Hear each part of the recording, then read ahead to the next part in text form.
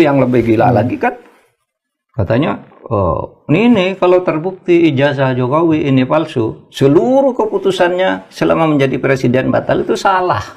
Kalau di dalam hukum tata negara enggak begitu, di dalam hukum administrasi tata negara enggak begitu.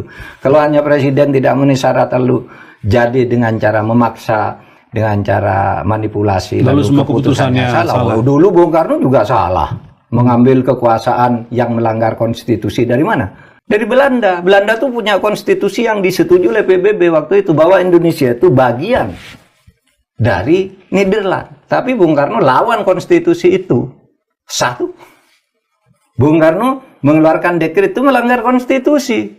Tapi Bung Karno pada waktu itu mendapat dukungan bahwa saya didukung rakyat. Dan Mahkamah Agung menyatakan iya, demi kepentingan rakyat tidak apa-apa melanggar konstitusi.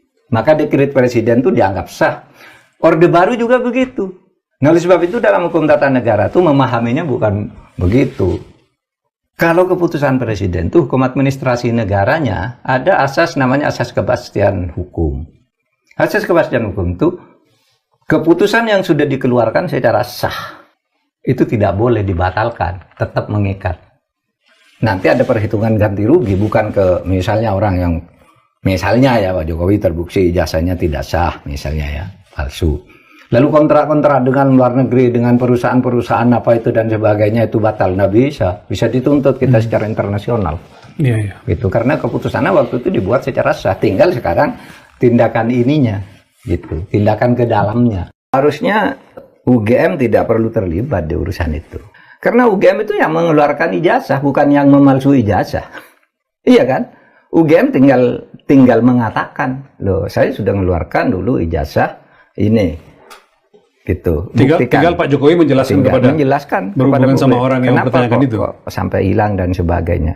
Sebenarnya UGM kan tinggal penyelesaian, ini saya sudah selesai, gitu aja. Silahkan kalau tidak percaya kan gitu. Dan memang tadi beberapa waktu sebelum menerima tamu, kami wartawan memang sempat diajak Jokowi untuk melihat langsung ijazah mulai dari SD, SMP, dan SMA, dan yang terakhir juga ijazah dari Fakultas Kehutanan UGM. Namun kami tidak diperkenankan untuk mengambil gambar. Jokowi Dodo hanya menunjukkan tentang ijazah-ijazah yang dimilikinya.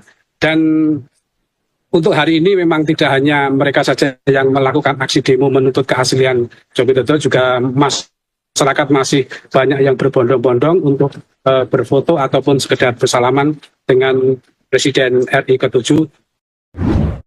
Lalu yang banyak itu hoax, ujar